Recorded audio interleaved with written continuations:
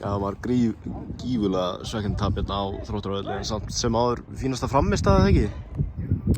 Jú, þetta er ógeðslega svekkjandi en og í rauninu bara á að við komum okkur sjálfur í það veginn að frammistaðan skilur okkur engum punktum í dag. Hvað fannst þið vanta upp á þínu liði? Já, við náttúrulega erum ekki að nýta sénsana okkar þarna sem við sköpum og ég held að sé langt síðan að við sköpum jafn marga. Nú svo náttúrulega bara markið, það er bara ekki eitthvað sem er hægt að bjóða upp á. Við bara getum ekki leyft neinu liði að fá þetta tækifæri á okkur. Það er bara, það er ósakett að ætlast til þess að við náum að koma í veg fyrir svona.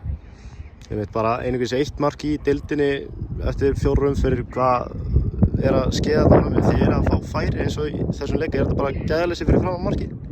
Nei, ég vil nú ekki segja það.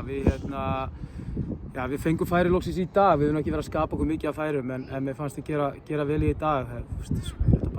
Þú nýtir ekkert öll færiðin og við þurfum bara að halda áfram. Við allavega það var jákvætt fram á að skapa það í dag og vonandi næsta skrif í komandi leik. Ívar Örn fór út af í fyrri hálfleik vegna meiðsla. Er þetta alvarlegt?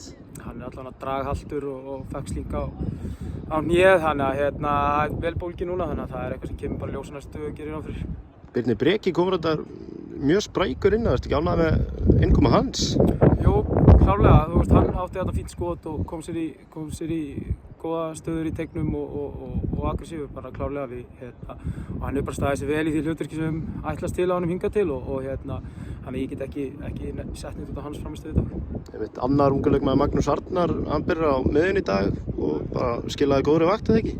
Jó, bara gífurlega ánægður með Magnús. Hann er að byrja sem fyrsta deildarleik fyrir okkur og hann sýndi sínu hlutverki mjög vel og veitti okkur mikið öryggi fyrir fram á vörnina í þessu 6 hlutverki sem hann var að leysa og engin spurning, hann stóð sér gífurlega vel og bara spennandi framhald.